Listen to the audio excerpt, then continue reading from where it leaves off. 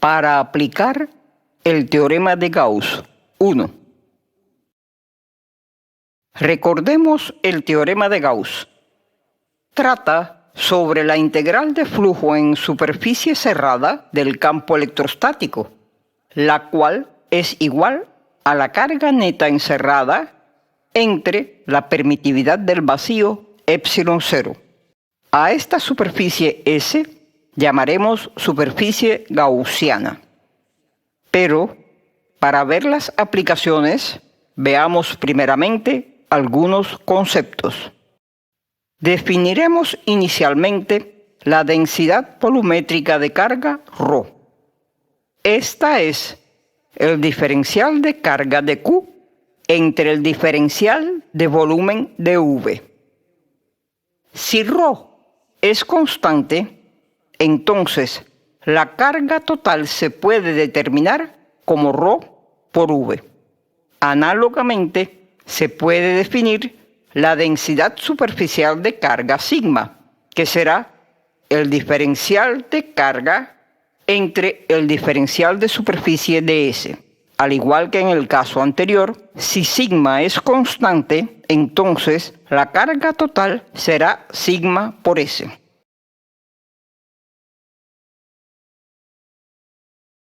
El objetivo general de los problemas que presentaremos en este video será siempre el cálculo del valor del vector intensidad de campo electrostático.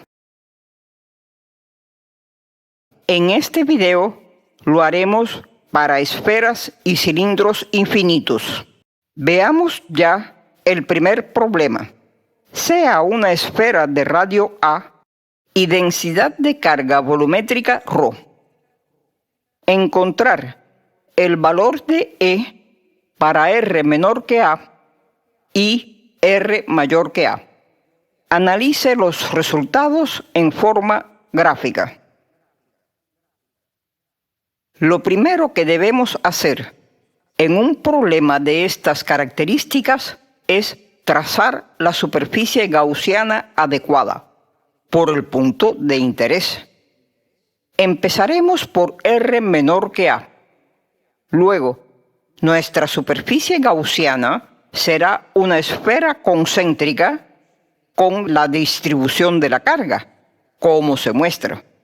Como la simetría de la densidad de carga es radial, el campo electrostático también será radial. Trabajaremos inicialmente con el lado izquierdo del teorema de Gauss. Observe que el vector E y el vector de S son colineales, pudiéndose efectuar el producto escalar indicado. Como E es constante por simetría, saldrá de la integral y operando se obtiene que hemos calculado el lado izquierdo del teorema de Gauss. Pasemos al lado derecho. Calculemos la carga neta. Tratándose de una esfera, tendremos que. Obsérvese que para este cálculo coinciden el radio de la superficie gaussiana y el que determina la carga neta encerrada.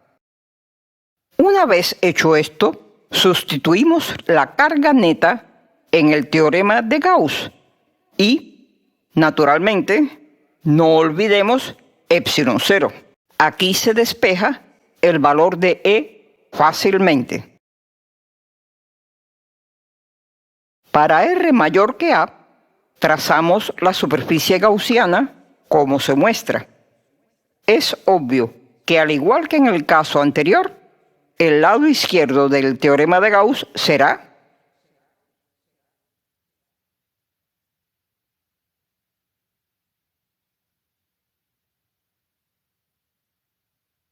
la carga neta encerrada por la superficie gaussiana. En este caso está determinada por A, pues ahí termina la distribución de cargas dada. Igualando el lado izquierdo ya obtenido con la carga neta encerrada entre epsilon 0, se obtiene que, de donde podemos despejar E muy fácilmente. Obtenidas ya las expresiones para E en R menor que A y R mayor que A, confeccionamos el gráfico. En el mismo se observa que en el interior de la esfera, E aumenta linealmente con R hasta un valor máximo, para luego, en R mayor que A, disminuye con el inverso del cuadrado de la distancia.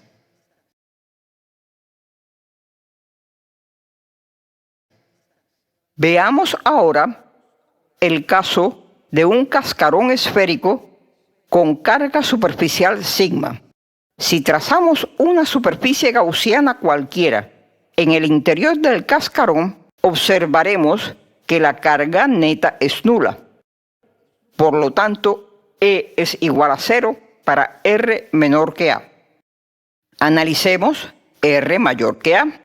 El lado izquierdo del teorema de Gauss se desarrollará igual que en el caso de la esfera maciza, obteniéndose el mismo resultado. Pasemos a calcular la carga neta encerrada por la superficie gaussiana. Como es una distribución superficial, se obtiene que, sustituyendo las expresiones obtenidas para ambos lados del teorema de Gauss, sin olvidar a epsilon 0, se obtiene la siguiente expresión, de donde se despeja E. Obsérvese que en este caso del cascarón esférico, E es igual a 0 en R menor que A, y luego en R mayor que A, disminuye con el inverso del cuadrado de la distancia, a partir del valor mostrado. O sea, que hay una discontinuidad. Las discontinuidades son características de las distribuciones superficiales de carga.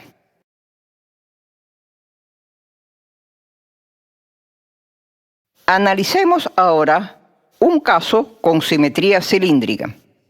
Sea un cilindro infinito con carga volumétrica ρ y radio A.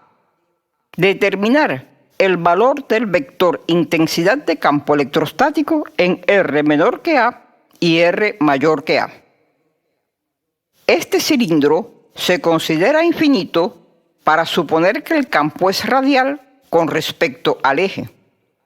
Esta suposición será válida en cilindros no infinitos siempre y cuando se aplique en las cercanías de la superficie. La superficie gaussiana será un cilindro de longitud L coaxial con el cilindro infinito. Ahora debemos analizar los ángulos que forman los vectores E y ds.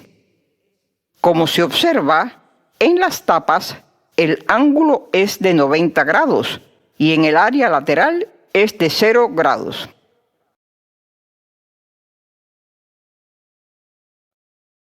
Se plantea el lado izquierdo del teorema de Gauss para la superficie indicada. Las integrales por las tapas se anulan y en el área lateral E es constante por simetría y sale de la integral. Operando se obtiene que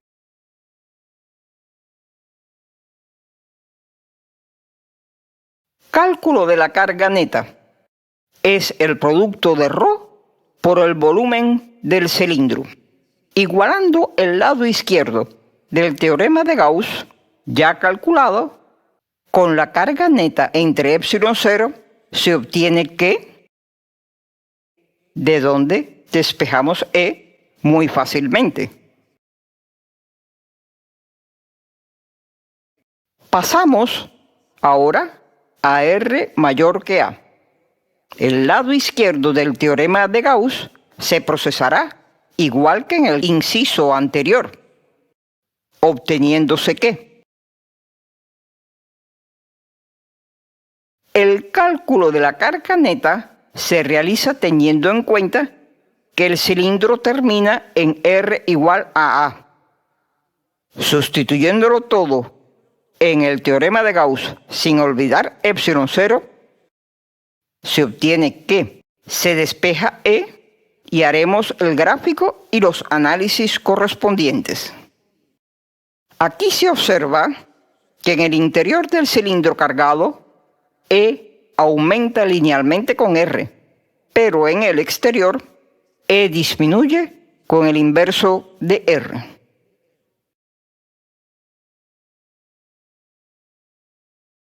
A continuación, proponemos al estudiante la realización de los siguientes problemas.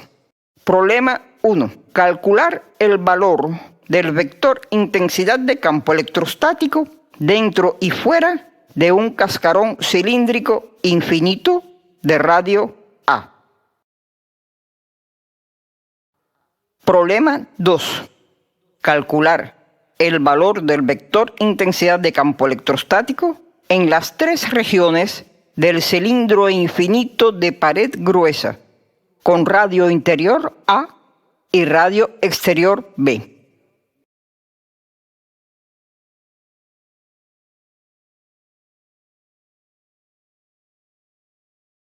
Advertencia. Si usted lo ha entendido todo hasta aquí, podemos catalogarlo como un buen aprendiz, pero es menester advertirle que le falta por ver el importantísimo caso de los planos infinitos que se desarrollará en un próximo video.